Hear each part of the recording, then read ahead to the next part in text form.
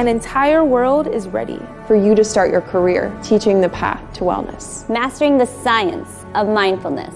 And the art of coaching. To help clients achieve mental, emotional, and physical betterment of life. Through movement, nutrition, recovery, and regeneration. Because impacting one person impacts a family. Impacting a family impacts a community. And impacting a community impacts the world. Become an NASM certified wellness coach.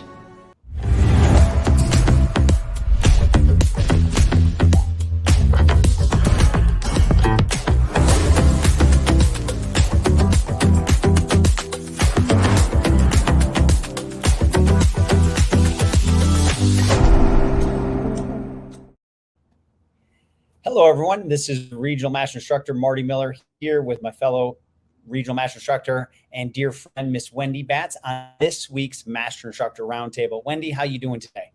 I'm great, Marty. How are you? Good. Of course, I'm in a different location. This week, I happen to be in Phoenix, real close to NASM. Yes. And you know what? I left there not too long ago, but was there for 15 years and I absolutely love it. So I'm a little jealous, Marty. You can tell me where to hit if I have time for lunch or dinner. I'll text you later. That's right. That's right. Well, I'm excited about today. And I wanted to start out by saying thank you to all of our listeners and our NASM family that sends Marty and I comments and emails. We really, really appreciate the feedback. We love the community that we've built, and we absolutely love to do these podcasts each and every week. And we have gotten a lot of really positive feedback about our Hidden Gems podcast that we've done. I know we've done part 1 and part 2, and Marty and I have a bunch of our favorite exercises. So the ability to be able to talk with you or talk through these with you and why we love them and why we do them. I just it makes it fun for us as well. So I just want to say thank you, and it does not go unnoticed, and we wouldn't be here without you guys. So thanks. Yeah. I'm sorry to interrupt, Wendy. I'm just going to say, keep the feedback coming. We're here for you. We come up with ideas, but we want to do what's most relevant to each and every one of you. And I can tell you, Wendy, being on the West Coast, being an East Coaster, I was up at 3:45 this morning. So I had plenty of time to get all my work in this morning. So after all my mobility work, I did go down to the hotel gym, and it is so nice when no one else is there. And I actually did one of these exercises today purposely, so I can talk about it in even greater depth. Yes. And I will say the ones that we chose today, some of them I do not like every workout with my clients, because I do vary it up depending on their ability. But there are some, like there's one dynamic stretch that I do very often. And so just wanted to make sure we put that in one of these, podcasts, because I think it serves a really big purpose. It does kind of like a little bit of everything. And so I'm excited to jump right on in. So let's get started. Get to it. Yeah. So yeah, I'll take this one, Marty, if you want to take the next one. But basically, this is what we're going to talk about. We're going to talk about, basically 3 of our favorite exercises that I do, and then 3 that Marty does, and, the overall effectiveness of why we choose the exercises that we do. We're very, very big on rationales for, designing specific programs, but then very particular on the exercise choices and selections that we include into our programs for every client. Marty's big accidental exercise. We will do a kind of a recap. If you've listened to part 1 and 2, you're going to see some of this as a theme here. And then we'll go into our specific exercises and why we chose them. And just for clarity's sake, Wendy, I love your exercises and do those as well. So I was just going to say, it's not like I don't like yours. And I do those, but I figured, I didn't want to hijack the ones you'd already put out there. So, and we can't necessarily say that they're mine. I mean, these are just that we Wendy, see. They're the world's exercises. You right. have just found a way to really be creative and understand the true essence of what they offer. Oh, you make it sound so elegant. Thanks. So I'll jump in here. So for those of you just joining us on the Master Instructor Roundtable, I'm Marty Miller here with Wendy Batts. And we are in part 3 of the Hidden Gems. So Wendy was just talking about accidental exercise, but really what it comes down to is how we can be as impactful as possible with our programming and really dissecting exercises for sometimes things that either your client or even maybe you may overlook, that these exercises can have such a big impact on your programming. So when we start, like, what are the movement patterns that you're mimicking? Is it triple flexion? Is it triple extension? I was on the coffee talk this morning, Wendy, shameless plug, but there is a story behind it. And I was talking about push-up progressions because that was what I was doing today as well. And I told somebody how it's a dynamic plank. If I can't do a plank, I shouldn't be doing a push-up. So I put my push-up progressions in on a day like today when I'm traveling, because it can condense some of the workout. I only had to do maybe one plank as a warm-up. And then that movement pattern is just a moving plank. And I went through some things. So again, getting people to think about not an exercise, but movement patterns. Why do we choose these? Of course, at what phase of training, what movement pattern are we trying to, produce a response in? And then how do the benefit the client, there's got to be a benefit there. And then the example, the easiest one is a squat to row or whatever we want to do here. That's triple flexion, triple extension. And there's a lot of different exercises that will be challenging and appropriate for your client, from triple flexion, triple extension, for progressions and regressions. So instead of just saying today we're squatting, in your mind, it's I'm doing a triple flexion, triple extension pattern. And how can I add more benefit to that exercise as long as it's appropriate for the client? And I think it's important to note too, that age and sport and everything all plays an important part. I spoke with some parents actually yesterday, and one of the first questions that the parents have for me is, well, will this be sports specific? And my answer to that is no, it's not going to be sports specific. I'm going to make them move better, perform better at their highest level. So they're going to be very good at their sport, but I'm not their coach. And my job is to make them perform at their highest level, at their best ability, while reducing injury. And so at that point, it was like this aha moment to the parents, because again, if I say everything is sports related, what does that mean? And I think we have to be really careful and question that, especially when we're getting, through the assessment and we're speaking with parents, if we're going to be working with some youth, that's kind of important to talk about. Because if someone's playing baseball, I'm not going to have them, if they're a pitcher, do these repetitive motions. And I see that often in the gym. They're going to go and throw, 50 to 80 balls during practice or during the game. And then the next day they come in and see me, and I'm putting like a ball on a cable and I'm having them do the same motion over and over and over again. Well, that repetitive motion can cause breakdown. Is it going to benefit the client? Not long term. And with the different, resistance and everything, is that something that at that moment in time is going to make them better at their pitch? Is it going to increase their speed? And instead, I will do the opposite muscles, because if they've thrown a lot, obviously, the anterior portion of their body is going to be very overactive and tired. And so therefore I need to work on postural alignment.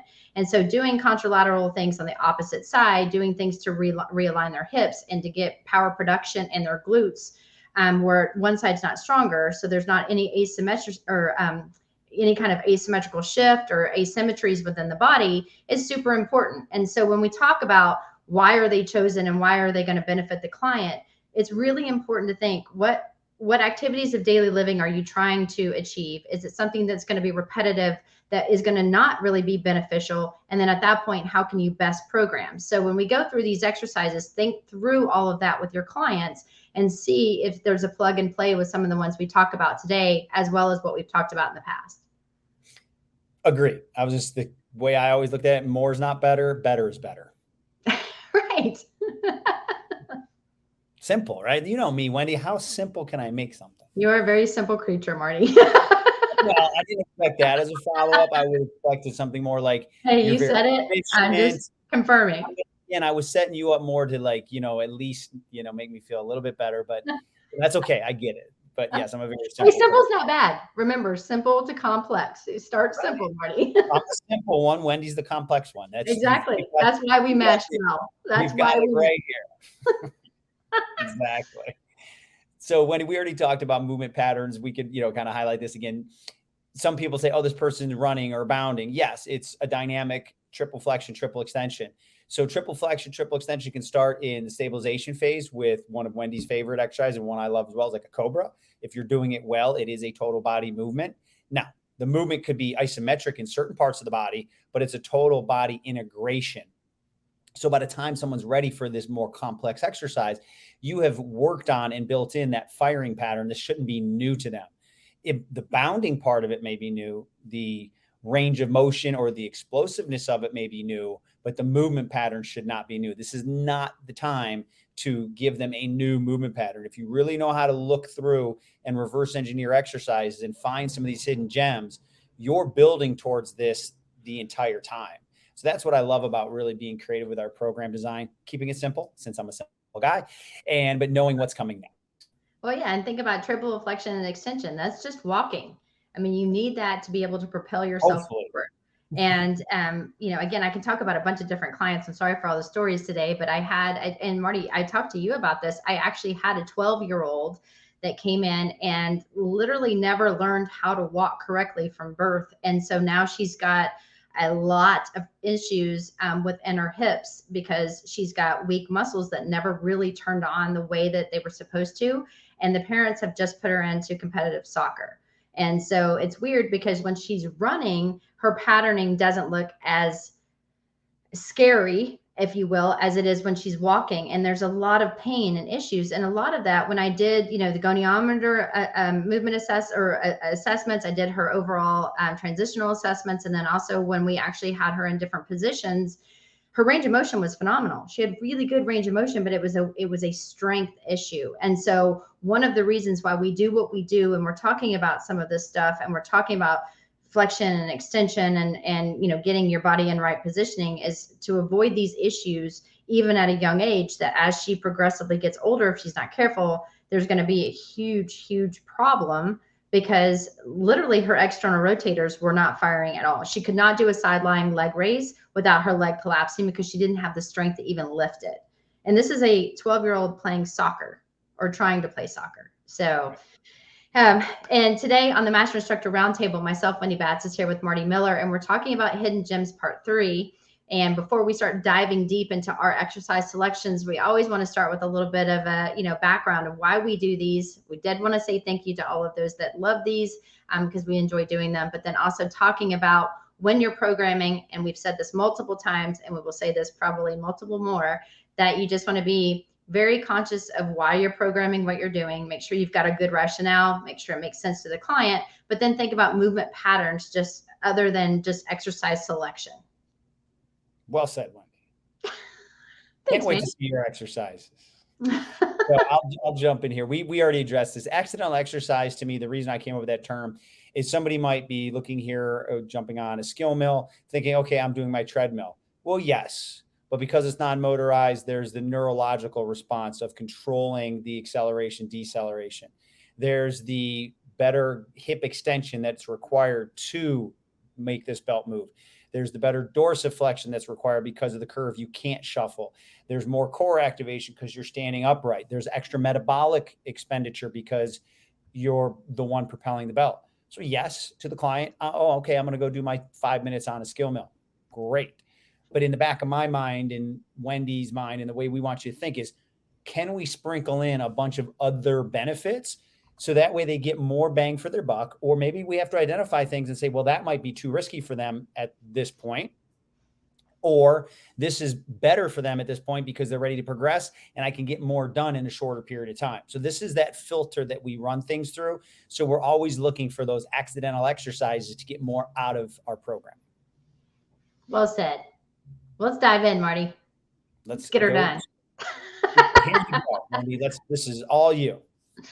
You know what? That's all I was going to say, but I know we can't. Well, I'm going to say that this is an advanced exercise. Okay. So this isn't something that if someone's brand new to the gym, someone that has never had any kind of background, has not gone through really understanding how to engage their core by doing the draw-in maneuver, by, getting their glutes to fire correctly. And if there's a lot of strength and stability issues, this would not be one that I would start my clients out. However, with that being said, it is a really good total body exercise that can be broke up into multiple parts. And so we tried to find an image that's like from start almost up to finish. And again, the finishing could be fully standing and then coming back out of that exercise the way that they had, from finish to start. You would reverse it the exact same way you came up. And I call this one just the get up. Some people will do a Turkish get up and stuff, but to me, it's just a get up. And so here we're really needing to focus on core stabilization and strength. Obviously, you can tell with the hip as well as the knee on your way up. It's very important that you've got good hip stability. It really works on building good hip strength.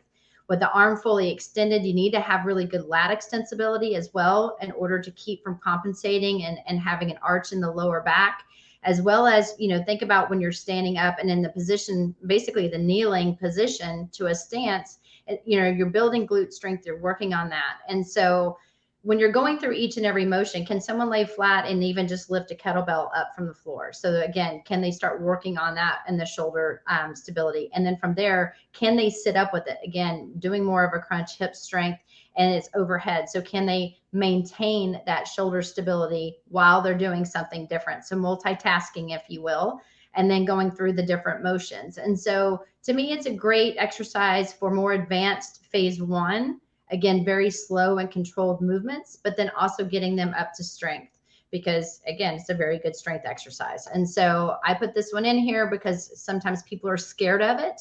And I think it's very important that if you are going to do any type of get up, that you go through and understand the different sections and what your body needs to perform it correctly.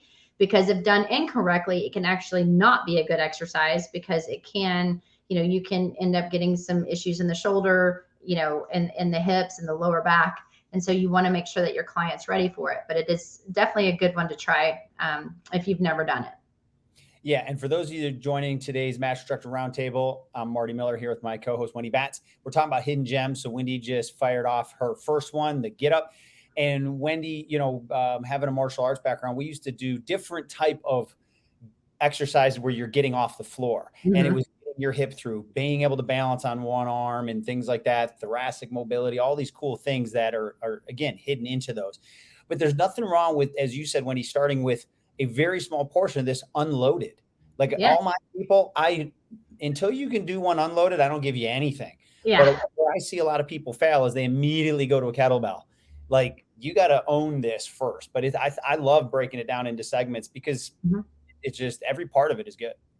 Well, that, and two, the reason why I just call it the get up is because, to your point, Marty, as a regression, can you get up off the floor? And I have a 70-year-old that I work with, that I've worked with for a very long time. And when we first started working together, he could not get off of the ground without getting, looking like an old man, if you will. And that's what he used to say. I look like a, quote, old man. And I'm like, I don't know what that means, because to me, I don't look at people as old. I look at how they move. And he's like, well, look at this. And it was painful to watch him get off the floor. And so we worked very hard of ways that he can get off the floor, because that's an activity of daily living. That's something that he needs. But it required a big thing too, that actually I didn't put as a key point. It also required flexibility.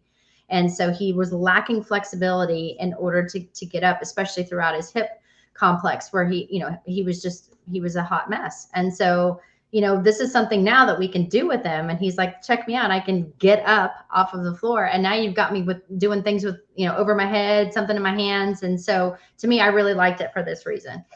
And, one of the things, and maybe this is another topic for us, I try to put ground-based training in every workout I do. So very good. Great choice, Wendy. So now our amazing producer, Eric, we will move forward. And one that I like, spoiled because I have this product at home, but I bought it for this reason, is I love a good row. So triple flexion, triple extension. So, I've been talking to some performance coaches, and they're like, yeah, we don't really use rowing. I'm like, well, do you do squats? Do you do deadlifts? Do you do, and they're like, yeah. I'm like, look at the motion of a proper row. It's unloaded, right? I can now drive, like there's 4 formal parts of a row: a catch, a drive, a finish, and a recovery. But that's something you can learn. There's information out there. But if I can sequence from driving through the foot, engaging the hips, engaging the upper body after I engage the hips, and then pulling and then recovering, I can really get a lot of heavier pulls and do some really cool programming with it without technically rowing. So I don't row for 10,000 meters. I do other things for my long duration cardio, but I love when I'm going to do total body exercises, or if I'm going to do squats, if I'm going to do plyos, if I'm going to do any of those complex lifts, I have to get on the rower and groove that pattern after my warm up as that next activation part, to make sure that I'm sequencing my body properly. And then on this one, I can throw on the magnetic resistance and pull heavy to increase, just like our power phase, we pick up something heavy and then we immediately move quickly. So if I'm not, let's say I traveled and I'm jet lagged or whatever, if I'm not grooving this well, should I be under a bar? Should I be under a kettlebell? Should I be under some type of load? So this one gets my mind right, make sure my form and technique is right. Or days that I don't have that equipment, or days that I don't want to do that heavy lifting, I can still do it here in a safer, unloaded from the spine position for sure. And also for people who can't land on their foot, ankle, knee, hip, back, now I can get some of that explosive movement without having to leave the ground. So yes, you can row and it's a great total body cardiovascular work, but most people don't even realize what they're doing when they're doing that rowing sequence. So why not put some thought to it and use it really to help groove your movement pattern in triple flexion, triple extension?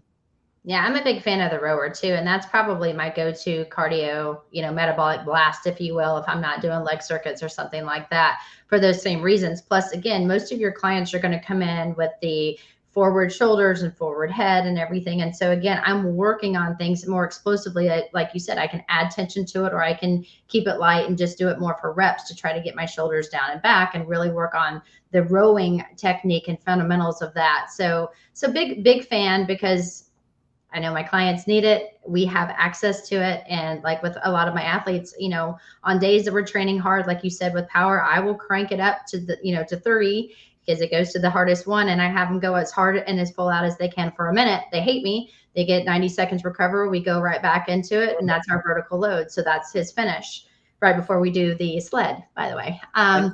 There's some cool things that you can do. We maybe talk about this later about watching how quickly their power decreases and using that as a benchmark. You can look at power endurance. I have some people like, what's the max wattage you can pull from a dead stop or dead start? And what's your max wattage in 3 pulls? So there's so much programming you can put behind it. But first and foremost, let's just look at the movement pattern, get familiar with that, and then you can really have some fun. Yep. And on today's Master Instructor Roundtable, myself, Wendy Batts, is here with Marty Miller, and we're talking about Hidden Gems Part 3. So we've talked about one of our exercises that we both really like, and the purposes and rationales for why. First being the get up, full body, core, stability. There's a lot of different patterning reasons why we chose that exercise, as well as Marty just talked about the rower. And then now if we go to my next one, we're going to talk a little bit about one of my favorite exercises or stretches, whichever way you want to look at it, because it's a little bit of both, is the world's greatest stretch. So why is it called the world's greatest stretch? Maybe because it is. I don't know. But there's a lot of different things that you're stretching. And again, this is more dynamic stretching. So there is movement involved. You're working through the available range of motion into multiple different aspects of the body. So again, when you're starting, you're kind of getting into more of a kind of lunge position. You're really working the hip flexor and adductor magnus and getting a little bit more length there. When you're putting the arm down, you're actually, really trying to think about getting, think about the stretch that you're getting in your back. But then as you place your arm down and you rotate up, you're working on thoracic rotation, which we know obviously should be the place where you're the most mobile in the spine. Unfortunately, most people don't seem to be that way because they're locked in that forward position. So it's a good way to open up. Again, you've got to think of what's happening at the calves. And oftentimes, Marty, too, these can be done in so many different ways. And so this is one, picture of someone that's getting ready to begin the rotation, the thoracic rotation. But, after they do the thoracic rotation, I'll have people drop their knee down, stand straight up, go into a posterior tilt, get even more hip flexor, then try to come up and balance. So again, we're working on ankle stability. We're working on quad and glute, getting you up out of that, and then repeating on to the next leg. So there's a lot of different ways that you can go about it. Are you using it only as flexibility? Are you using it as a dynamic flexibility to increase heart rate as well? Are you really trying to get good small stretches in each different positioning? And, and that's why we say you can use it in all phases. Our latest version shows with dynamic, flexibility can be integrated in that. But I think there's a lot of fun ways and clients like this. Like, let's do the world's greatest stretch. Why? Because it's the world's greatest stretch. Why wouldn't we? And you know what, Wendy, me, I do my 45 minutes, if I can, my mobility in the morning. This is one of the ones I do, but I do it a little bit different because one, I'm not ready for dynamic at that time. I do this in a static position. The only difference is I will put the back knee down because for me, I'm really looking at getting that adductor magnus on the front leg. Right. So now I could easily progress it right into an active or dynamic. I will do it dynamic later, but I even hold the rotation statically because I'm trying to get those little muscles to learn how to be in that position and strengthen them. So this is a must do for most men, but because we're a little more restricted in the hips, but I love this one, but I do it static as well. Yeah. And that's why I agree. And that's why I said, for me, there's a lot of different quote variations. And for that reason too, Marty, I'll have my clients put the back knee down because most people's quads and hip flexors, adductor magnus, there's so many different things in the hips as well that are just really, they're just really tight. And so this is a really good way to open it up. And so yeah, that's the reason for this choice. Right. Love it. Now this one, I just wanted to break out something a little different. So I love the bent over kickbacks, and the tricep part's the easy part. Now you can really make this where people get momentum and all that, but let's assume that they're doing it properly. I've had people in this position before. I've had people hinge. I've had people in stabilization. They would have earned this position of their total body. The only thing I do now is I allow them to hold the dumbbells. And again, I'm cueing them like a cobra. Down and back, hold that position. Now I have them, the final thing I talk about is the extension of the elbow. But yes, it's a great way to get some triceps in, the gun show, as Wendy would say. But I'd rather do this than something that only isolates the triceps. Now, if I'm in a hypertrophy phase, things like that, of course. But I could still do a heavy lifting day and finish off with this as like a postural reset, to burn out the tris a little bit. So feel free to get creative with it. I would highly recommend this is not for your max strength days, but you could do it for hypertrophy. If you've gone through a good core stabilization and then you're doing 12 reps at a 202 tempo, you could hold this position. Again, somebody has to earn that, but you would have set them up for success in the previous phase. So, and Wendy, I have done this for some power. What I'll do is I can use the bands and I have them really dial in and I have them move their arm explosively off a rigid core. And as long as they can keep everything around the core rigid and then move explosively with the arm, you could put that into power too, because there is something to be said about moving a limb explosively around a nice stable core. Absolutely. So I didn't really put that in there, but then I was thinking about, I have hijacked it for power before and almost like a warm up and things like that. But I love this one. And anytime I can get my shoulders down and back, that's the key. Well, and like you said, there's so many different ways as well to progress this. I mean, you've got them just, bent over on 2 feet, but oftentimes too, what's a progression? We talk about the neural continuum. You go from 2 feet to 1 feet, and then you could also, stand on a half foam roll or something where you're really working on your single leg balance, still bent over. So you have that gravitational pull of having to keep your shoulders down and back, and then going through it. And then, like you said, you could even go prone on a ball, making sure you're in triple extension with your feet up against the wall. And, the exercise itself is, like you said, Marty, the exercise itself. But if somebody can maintain good spinal position as well as neck control while they're doing this, it is going to be very, very beneficial. And the exercise itself is just the prime mover of the triceps. And so I really like this one for that reason as well. But be creative too. Head was in the right position. Like I when know. I saw that picture, I was like, that's a win. Pretty impressive. So on today's Master Instructor Roundtable, myself, Wendy Batts, and Marty Miller are talking about hidden gems. And so far, we've talked about a get-up. We've talked about the rower. We've talked about I have to think about all the stuff we've talked about. Talked about the world's greatest stretch. We just talked about bent over tricep extensions. And the last one that I'm personally going to talk about is one of my absolute favorite exercises that people do so incorrectly. It kills me. However, when done the right way, it is extremely difficult. And when I say extremely difficult, I have NBA players trying to do this and they find it very difficult. And so it looks like it should be a piece of cake. However, you want to make sure that you've got proper progressions and regressions. You really need to have a good core stabilization exercise. This is done in a very slow motion and patterning because you're trying to maintain, as the trainer, making sure that the client's knee can stay in line with the second and third toe. When they're rotating, that they're actually rotating through either the hips, if you have them rotating more, or just the thoracic spine, depending on the way that you're doing this. They're in an athletic position, so there is quad and glute activation when you're going through this, and it's extremely challenging on the balance. So the way that this is set up, think about this, and here's the directions, is if you're standing on your right leg and your left leg again will be floating. So the floating leg does not leave that area. You're maintaining neutral position of the hips, and your arms need to be spread out like a wingspan. What you'll end up seeing as a common compensation is as one person starts to bring one arm back, the other one bends. And so they should be one windmill. There should be no break in the arms, and it shouldn't be the arms that are moving really. It should be rotation through the thoracic spine and the hips. People think this is a shoulder exercise, and it's not. It is actually trying to, yes, you have time over tension with your shoulders being out in that position, but the movement should be coming from the thoracic spine and the hips. And so when somebody's going inward, their knee is often, when they're going in, if you're standing on the right foot and you're going in, that seems like it's fine. It's when they start going to the left that their knee wants to cave in, their arches want to cave in, and things start to go south. And so when we talk about contralateral versus unilateral, well, yes, because you're moving in different directions. Again, it is obviously with the rotation is you're working in basically all three planes, but you're really focusing more in the transverse plane. And if someone is really struggling with the arms, what I will do is grab either like one of the mobility sticks, or even like something that is like a dowel rod, and have my clients hold that in the beginning so they understand the movement.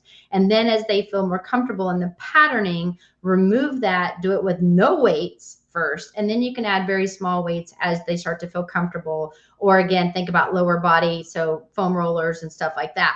Love it, love it, love it. If you don't do it, because it is awesome. Yeah, no, I love this one. The only thing that I've done from a modification is cross the arms, so there's less balance component, so your arms are closer to your center of gravity, just to teach people to move from their thoracic spine. Because as you said, Wendy, you let their arms go out, they start just moving their shoulders. So sometimes I'll just have them here as a starting point, and it's just a little less for them to control. But yeah, this is a great exercise. And the other thing too, Wendy, I know you know this, but sometimes I'll do a kickback stance, so that way both feet are on the ground. They just start with a tiptoe. If they have to regress it. But this is a great exercise for sure. Yeah. And, we say single leg, to your point. I mean, start with two legs. I mean, that's how I usually teach my clients in the beginning, because they understand the motion, and that's why I give them the stick. So it is a way to cheat. But yeah, I mean, you can definitely bring your arms in, and who needs this? Well, what sport doesn't need it? What person doesn't need it? Yes. And so, but it's one of those things that on the transverse plane, we just don't do. And I don't understand that. So love it.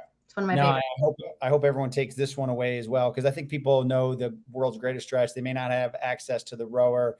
Kickback is a great exercise, but this one, everybody needs this one without a doubt. Try to spice it up a little, Marty. So this one, I would encourage everyone to do this one as well. Not because it's a chest exercise, Wendy. Don't go there. Not because it's what? Oh, it's a guy thing. What's that? Simple Creature Monday exercise. I grew up in that heyday, but I learned. So I'm not, that's not the most important exercise. That's on Tuesdays. That's what you learn anymore. Exactly. I learned to move it to Tuesday because that part of the gym is wide open. Yep. Now, the reason I like this one is I really want to encourage, just like you did with the single leg. Like, again, if we have to start with two, we understand that we're kind of fast forwarding it. I really encourage people to do single arm, single leg, unilateral type of stuff, because you will find some things, if you're really paying attention, that you're like, well, wait a minute. So yes, there's a bigger demand on core stabilization.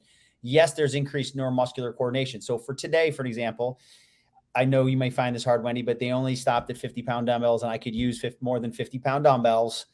But by doing one arm, that 50 pounds is more challenging on that one side because I'm not balanced.